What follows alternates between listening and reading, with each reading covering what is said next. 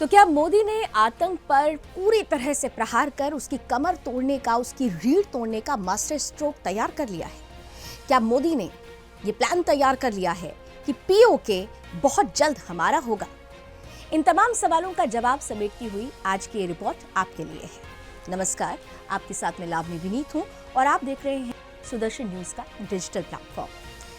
आज हम बात करने वाले हैं G20 समिट 2025 की, जहां प्रधानमंत्री नरेंद्र मोदी ने एक ऐसी ऐतिहासिक और रणनीतिक संबोधन दिया जो अपने आप में केवल संबोधन नहीं बल्कि एक बहुत बड़ा संदेश बन चुका है।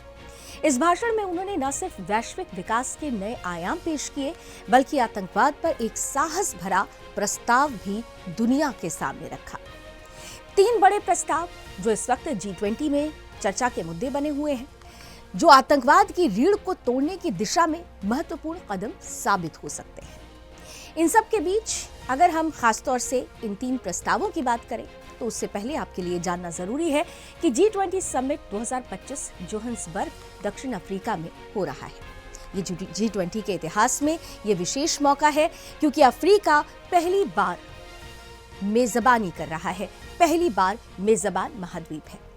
याद होना चाहिए आपको कि जब साल 2023 में भारत में G20 का सम्मेलन हुआ था और भारत ने इसकी अध्यक्षता की थी, तो भारत इकलौता ऐसा देश था जिसने अफ्रीकी देशों को G20 में शामिल करने का पक्ष रखा था और तब जाकर पहली बार अफ्रीकी देश G20 में शामिल हुए थे। तो अगर ऑफिशियली इसे G20 नहीं G21 कहा जाए तो गलत नहीं होगा।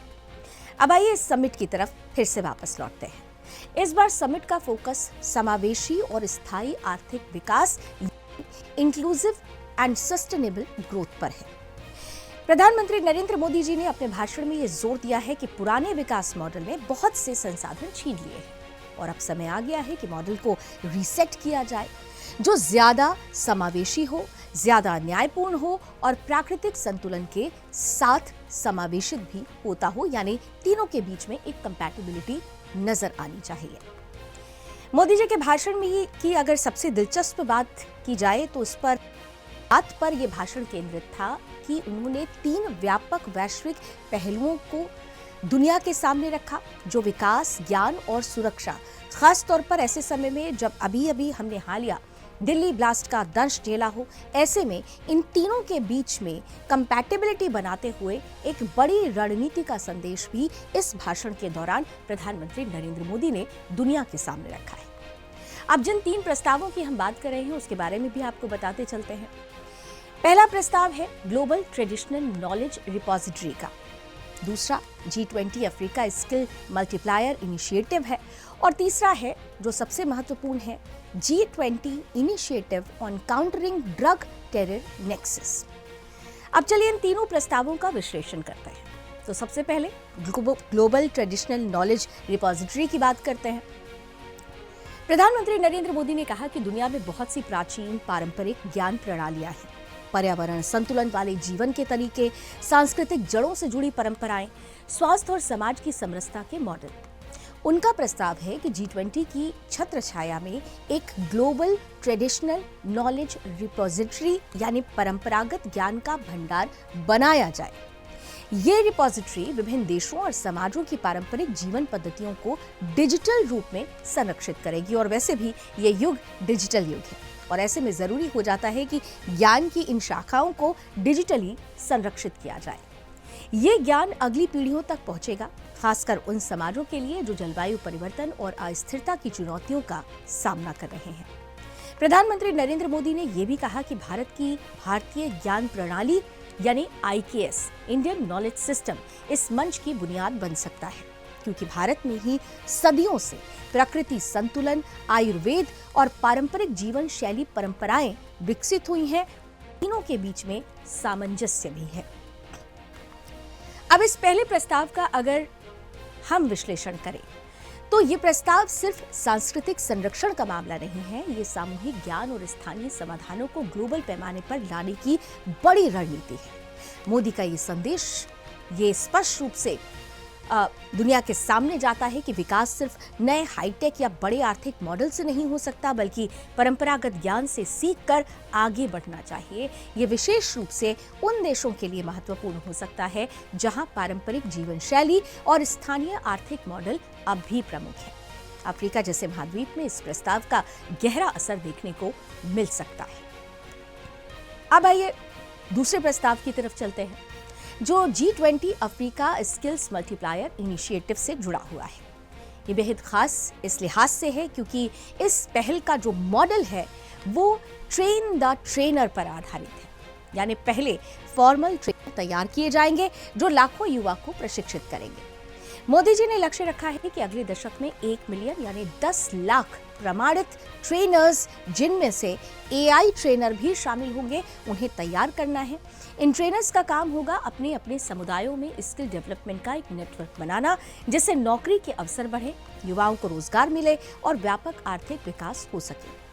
मोदी जी ने इस पहल को भारत अफ्रीका साझेदारी की रणनीति से भी जोड़ा है, ये दर्शाते हुए कि भारत पहले से ही अफ्रीका में दीर्घकालीन रूप से साझेदारी बनाए हुए है। और दरअसल ये जवाब है उन देशों को जो ये सोचते हैं कि सिर्फ अपने लिए ही काम करना है, जो वसुधैव कुटुंबकम की भावना नहीं रखते हैं। खासतौर से ये जो संदेश है वो अमेरिका को जाने वाला है, और इसीलिए ऐसे प्रस्ताव जो सबको साथ लेकर चले, प्रधानमंत्री नरेंद्र मोदी ने G20 के इस मंच को इन प्रस्तावों के लिए विशेष रूप से चुना है। अगर दूसरे प्रस्ताव की बात की जाए, इसका विश्लेषण किया जाए, तो वास्तव में ये गेम चेंजर साबित हो सकता है।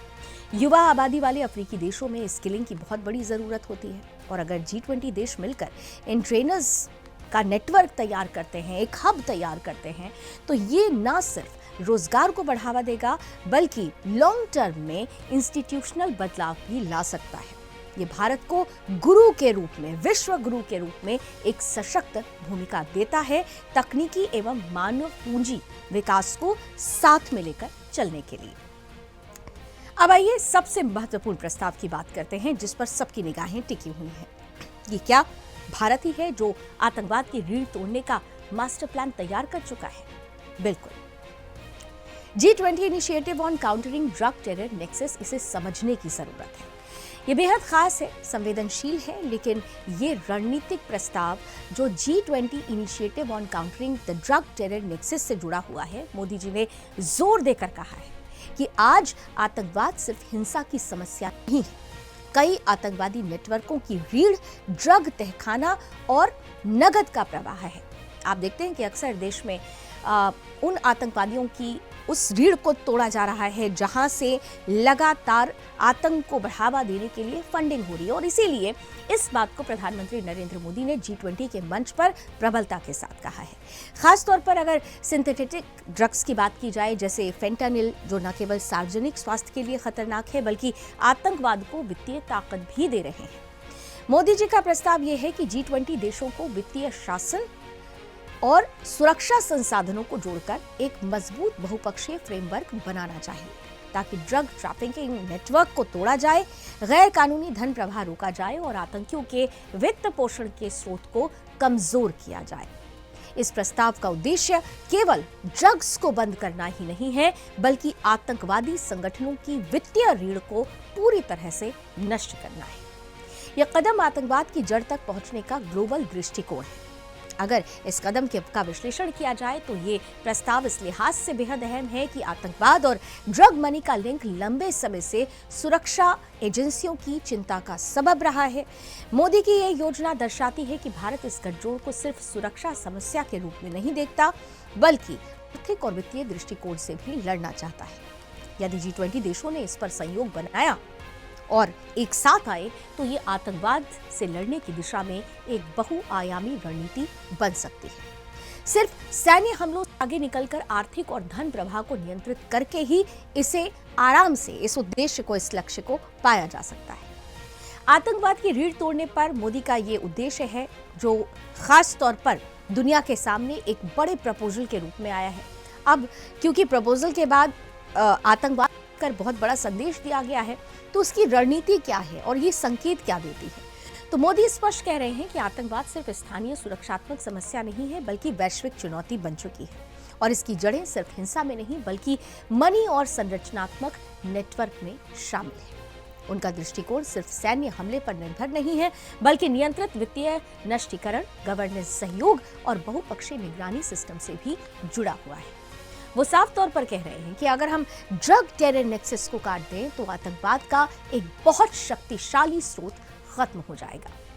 साथ ही मोदी G20 मंच को इसलिए उपयोग कर रहे हैं क्योंकि ये बहुपक्षीयता का मंदिर है जहां सिर्फ एक देश की रणनीति काम नहीं करेगी बल्कि वैश्विक सहयोग की जरूरत होगी।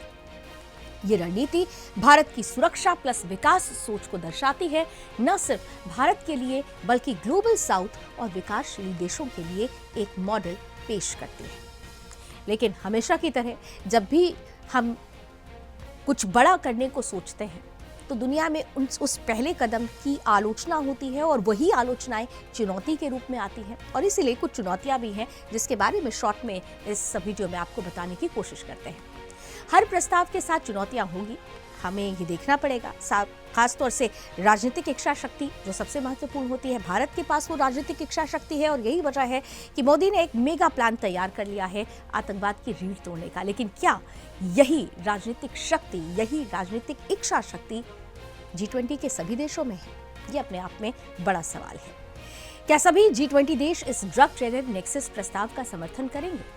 क्योंकि कुछ देशों में तो ड्रग नीति, दवाओं की वैधीकरण या कर नियंत्रण जैसे मतभेद हो सकते हैं जो इस पहल को जटिल बना सकते हैं। ये वो चुनौती है जिसे पार पाने के लिए मिलकर कदम उठाना होगा।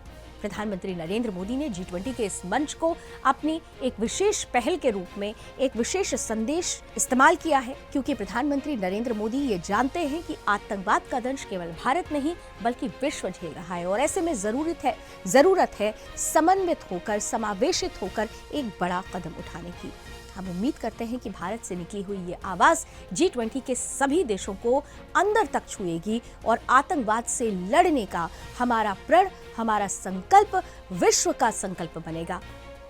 इस वीडियो में हम अभी बस इतना ही आपके सामने रख रहे हैं। G20 का सम्मेलन अभी खत्म नहीं हुआ है, अभी तो IBSA की एक बहुत बड़ी मीटिंग होनी है जिसमें खास तौर से भारत और अफ्रीकी देशों के बीच के संबंधों को किस तरह से नया आयाम दिया जाए उस पर भी चर्चा होनी है, उस पर भी हमारी नजर बनी रहेगी। इस रिपोर्ट में अभी बस इतना ही। इस रिपोर्ट को आपने कितना पसंद किया, अपनी राय कमेंट बॉक्स में जरूर लिखिएगा। इसे लाइक कीजिएगा और शेयर कीजिएगा और हमें बताइएगा कि आप किन मुद्दों से जुड़ा हुआ शॉर्ट वीडियो सुदर्शन न्यूज के डिजिटल प्लेटफॉर्म पर देखना चाहते हैं। आप अभी भी हमारे सब्सक्राइबर नहीं हैं तो देर मत कीजिए, आप हमारे साथ जुड़िए, हमारे सब्सक्राइबर बनिए। आज के लिए इस रिपोर्ट में अभी बस इतना ही। फिर से मिलेंगे किसी एक नई रिपोर्ट के साथ, तब तक के लिए जय हिंद।